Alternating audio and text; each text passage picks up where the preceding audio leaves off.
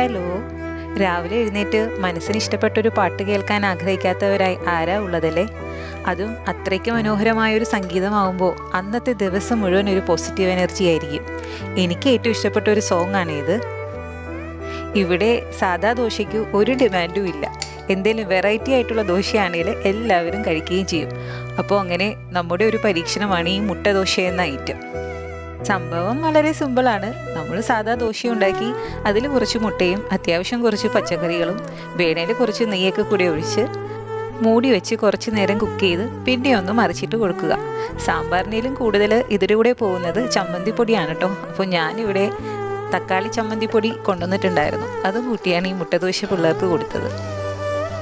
മോന് പിന്നെ എന്തൊക്കെ കറികളുണ്ടെങ്കിലും ദോശയുടെ കൂടെ സാമ്പാർ മസ്റ്റാണ്. മുട്ടദോശ റെഡി ആയിട്ടുണ്ട്. നല്ലൊരു ഹെൽത്തി ബ്രേക്ക്ഫാസ്റ്റ് ആണിത്. അത്യാവശ്യം കുറച്ച് പച്ചക്കറികളൊക്കെ പിള്ളേരുടെ വയറ്റിലോട്ട് പോവുകയും ചെയ്യും. അടുത്ത തവണ ദോശ ഉണ്ടാക്കുമ്പോൾ ഇതൊന്ന് ട്രൈ ചെയ്ത് നോക്കാൻ മറക്കല്ലേ.